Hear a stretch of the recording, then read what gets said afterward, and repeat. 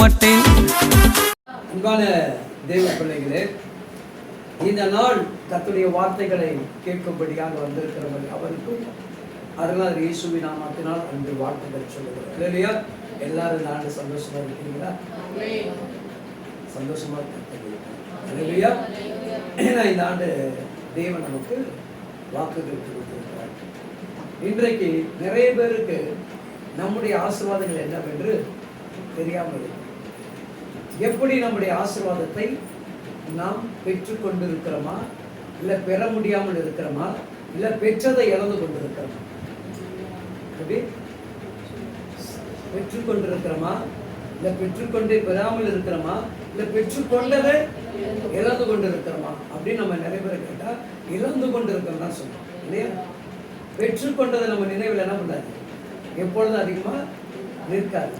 இழந்து கொண்டு இருக்கிற காரியத்தை குறித்து நம்ம என்ன பண்ண அதிகமாக பேசுவோம். இன்றைக்கு எனக்கு ஆவினர் கொடுத்த இங்க வந்தவர் கொடுத்த வார்த்தை, அதை நான் உங்களுக்கு சொல்லுகிறேன். ஏசாயா 51 உங்களுடைய ஆசீர்வாதங்கள். அதற்காக இன்னைக்கு பார்க்க போறோம் இல்லையா? நிறைய பேருடைய வாழ்க்கையில நம்ம என்ன பண்றோம், ஐயோ நான் ஒருத்தனா இருக்கிறேன்னே, நான் எப்படி வாழ்க்கை நடத்த போறேன், எப்படி என் வாழ்க்கையெல்லாம் நடத்துன்றான் என்ன ஒரு கலக்கம் உள்ளவங்க யாரு கிடையாது சொல்லி நான் ஒருத்தர் தான் இருக்கிறேன், என் பிள்ளை எப்படி வாழ போகிறேன் இல்லையா?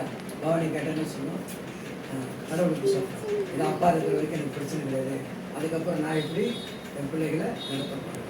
அப்போ எல்லாருடைய பயனா அடுத்த கட்டம் நம்ம எப்படி வாழ போறோம், எப்படி நம்முடைய வாழ்க்கை இருக்க போது. நம்ம இந்த இயேசுவை நம்புறோம் யார, ஆனா நம்பிக்கை அவர் மேல இருந்தாலும் ஒரு இனப்பிரியாத ஒரு பயம் என்ன பண்ணுது, நமக்குள்ளே இருந்து என்ன பண்ணுதுங்க, முன்னேற விடாம தடுக்கிறது. இந்த வசனம் நிச்சயமாக உங்க வாழ்க்கையில பலனுள்ளதாக இருக்கு நான் விசுவாசிக்கிறேன்.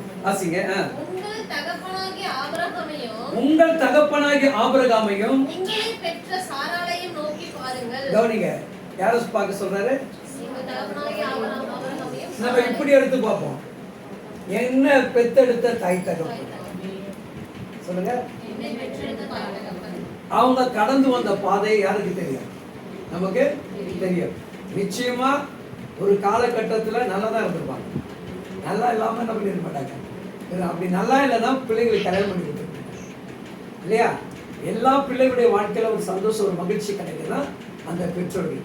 இன்னைக்கு நம்முடைய ஆண்டவர் நமக்கு எதை ஞாபகப்படுத்துகிறான்னா, உங்களை பெற்ற வசனத்தை நல்லா கவனிக்கல, உங்கள் தகப்பனாகிய உங்களை பெற்ற சாராளையும் நோக்கி பாருங்க. யாரை நோக்கி பார்க்கணுமா? அப்ப ஆண்டவர் வாக்கு கொடுத்ததை எங்க உறுதிப்படுத்துற இல்லையா? இப்ப நம்ம யாருடைய தலைமுறைன்னு சொல்றோம், ஆபிரகாமுடைய என்ன கொடுக்க முடியவர தகப்பன் தான் கூப்பிட முடியும்.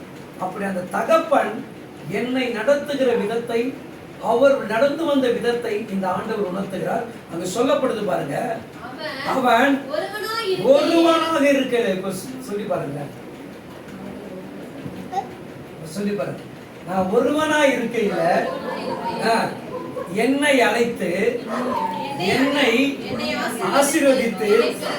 இன்னைக்கு நீங்க புரிஞ்சுக்கலாம், நீங்க ஒருவர் தான், உங்களை கொண்டுதான் கடவுள் என்ன பண்ணுவாரு, பெருக்கத்தை உருவாக்கி உங்களை மூலம் தான் ஆண்டவர் என்ன பண்ணுவாரு, விசாலத்தை ஏற்படுத்தி கொடுக்கிறார். நீங்க நினைச்சுக்கலாம் உங்க ஒருவர் தான் அழைச்சிருக்கிறார். யார் அழைச்சிருக்காரு? உங்க ஒருவர் தான் அழைச்சிருக்கிறாரு. அப்படி ஒவ்வொரு மனிதனும் அதை நினைச்சான்னா இந்த ஆசீர்வாதத்தை பெற்றுக்கொள்ள முடியும். நம்ம என்ன பண்ணுவோம், ஒன்னு அழைச்சிட்டாரு அப்படின்னா ஒன்ன மட்டும் தான் அழைச்சிருக்காரு. உன்னுடைய அழைப்பு தான் என்ன பண்ணுது, உன் குடும்பத்துக்குள்ள கூட்டிக் கொண்டு வருது. உன்னுடைய அழைப்பு தான் என்ன பண்ணுது, உன் பிள்ளைகளை வழிநடத்துகிறது. உன்னுடைய அழைப்பு தான் என்ன பண்ணுது, உன் பிள்ளைகளை படிக்க வைக்கிறது. உன்னுடைய அழைப்பு தான் என்ன பண்ணுது, உன் பிள்ளைகளுக்கு நல்ல ஒழுக்கம். இல்லையா? அப்ப நம்மள பெருக பண்ணுகிற தேவன், நம்மள பெருக பண்ணுகிற தேவன். அப்ப பெருக்கம் பண்றனா யாரை பெருக பண்ணினா இல்லையா? ஆண்டவர் ஒருத்தர் வாக்கு கொடுக்கிறாருன்னா அவர் சொல்றது அந்த பிராமிஸ் உண்மையா இருக்குதுன்னா ஆராய்ச்சி பார்க்கணும் இல்லையா? இப்ப ஆராய்ச்சி பார்க்கணும். அதுக்கு உதாரணம் யாரா இருக்கிறார், ஆபிரகாம்.